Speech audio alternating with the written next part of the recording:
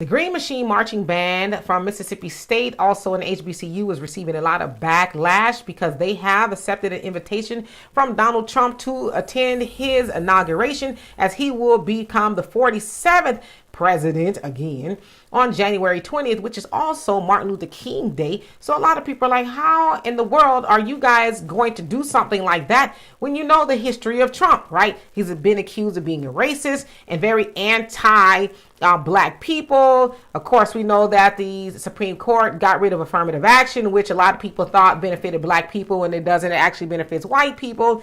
And so people have raised a whole lot of arguments as to why they shouldn't go. Now, the other point of contention is the marching band is raising funds via GoFundMe to travel there and pay for a whole lot of other expenses as it takes to go there. They say they want all these students to get everything they can out of the experience. Now, that's not the first time that the historical marching band that was formed in 1950, I believe, has traveled to attend a Republican's inauguration. They did that with Richard Nixon. I think it was 1967, where they, were the first black band to do that. They were also the first black band, or HBCU band, I should say, to attend the Rose Parade, which takes place on January 1st.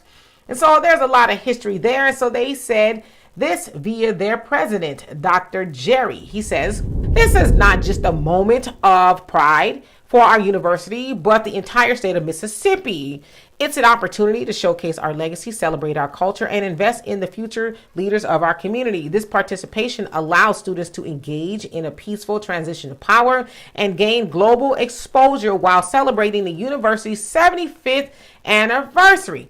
So he's saying, it's an opportunity to go and do what we do. Now, me personally, I don't have a problem with that. You know why I don't have a problem with it? Because, again, that assumes that because you are black or you are an HBCU, historical black college university, that you should only do for the Democrats. See, y'all don't have a problem when the HBCU bands or anybody else black shows up and perform for the Democrats. And we know the Democrats don't do anything specifically for black people, just like the Republicans don't. But the problem is the Republicans, they don't say they're going to do that. The Democrats do.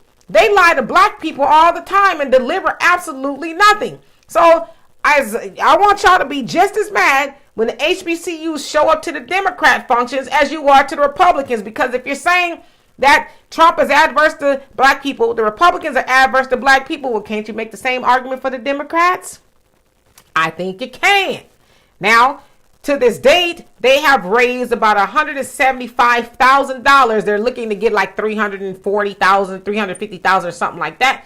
So they're getting close to the goal. Now, I do agree with their travel should be paid for. I think Trump, they got it. Elon, he got it. He the richest man in the world. Vivek, y'all got it. Y'all want them to show up? Yeah, dig in your pocket and cough up the little $350,000. That's nothing. You're going to get a great experience. They're a dope and dynamic band. You guys will be glad that they showed up instead of, the mayonnaise bands. No shade to them. But, the HBCU bands are some of the best on earth to ever do it.